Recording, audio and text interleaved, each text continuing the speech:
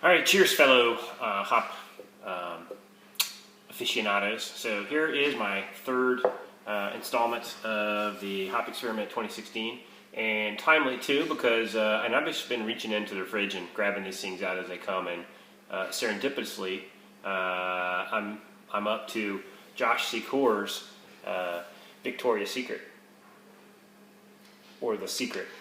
No, Vic Secret IPA. So as Josh pointed out in his video, I didn't have a whole lot in the way of a label on mine. It was a crazy week, and but this one is very, very cool. It's got all kinds of information on here. First of all, it says that the fruit, strawberry, grapefruit, and apple blossom dominate this exceptional Australian hop. I've never used this particular hop before, so this is very, very cool. It's 8.25% ABV, so it's pretty close to what I got on mine, and 75 IBUs, which is about the bitterness. Mine was a little higher, I think, according to Beersmith. And he's got a ton of analytical data on here. I'll just let you read this. If you can zoom in on that, but look at that. I don't know if you can see that, but the important numbers here is the alpha acids is 16.5, so it's a big one, and the beta acids are looks like 6.1 to 7.8. So anyway, yeah, he put a ton of information on here. Thanks, Josh. This is pretty awesome. Okay, well, let's go ahead and get into this. He said that it might not be as clear as he'd liked. Looks pretty clear up to the light here, so we'll see. Alright, got a slight little hiss coming off. Not really getting much right out of the bottle. I'll pour this so I can get a little closer.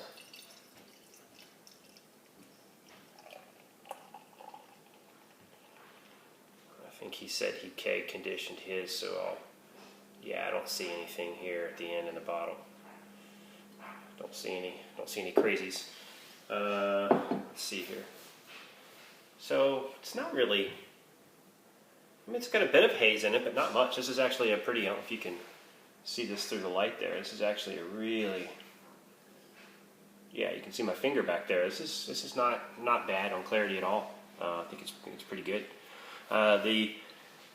It's about a finger head, you can see there, and nice creamy bubbles. Looks like it's staying. Yes, I see bubbles slowly rising up, so it's a very pretty beer. All right, so let's say the color is, it looks, I'm looking at what it looks like on the screen here, and it looks pretty similar. So it looks like a kind of a bronze, light bronze color. So, all right, let's go in for aroma.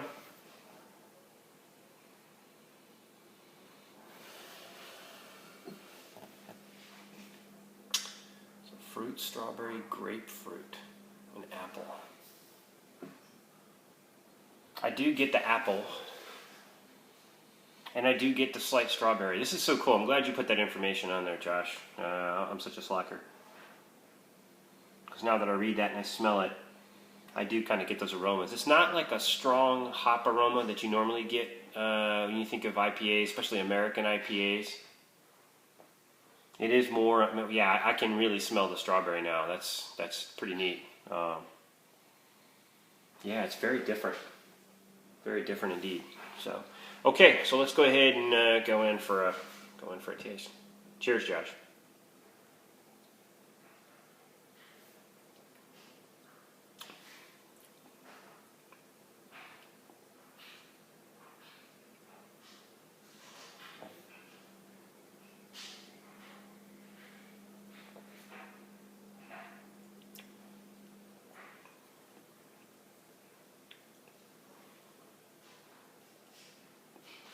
I don't know if it's because he wrote that or if it's in my head, but now I can taste the strawberries too.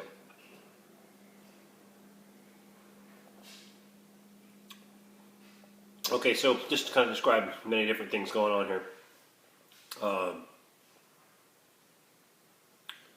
Just a little bit of a bitterness at the end that lingers, but it's really smooth. The carbonation is like perfect. It's got about a like perfect mouthfeel for IPA, especially one that's 8.2%.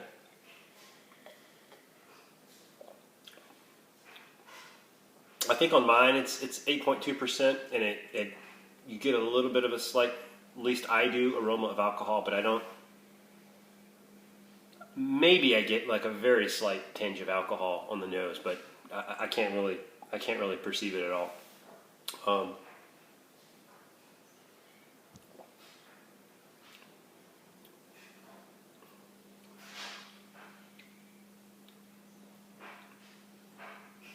If I had to add any kind of critique on this, it would just be maybe if it was just a hint sweeter. I mean, I know Josh doesn't like IPAs that are excessively sweet, but yeah, this one maybe just a little bit more in the middle, kind of a sweet taste. But yeah, this beer is freaking good. Very good for a Sunday. So it's a little early on a Sunday. It's, I don't know, about 1 o'clock. Is it about 1 o'clock? I don't know. I don't have a. Oh, yeah, there we go. It's no, that clock's an hour off. I think it's about 1 something.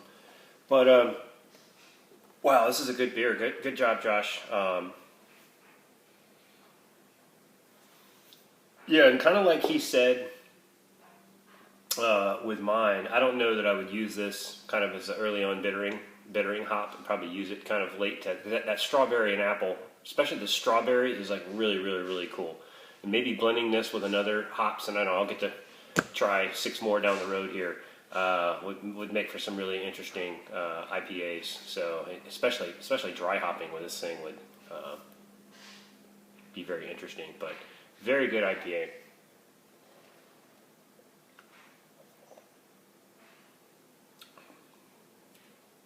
Wow, this is my 3rd IPA into the 9 that I have. Like I said before, Puka was nice enough to send us a couple of extra beers. I drank the Coffee Amber yesterday, and that thing was freaking phenomenal. All the IPAs I've had have been great, and I've still got 6 more to go. So if you've never done an experiment before, man, I highly. This is my first one. I watched them, a couple of previously. Didn't really know what was going on. But this is a way to go. What a great deal. Certainly worth the money for whatever it took to brew this and ship it back and forth. This is really neat because as a brewer, it helps me to see all the different characteristics that you can affect on the beer just by changing the hops up. So again, put this in the keeper column. Josh, nice beer. Yandu, man, thanks for sending this, and cheers, guys.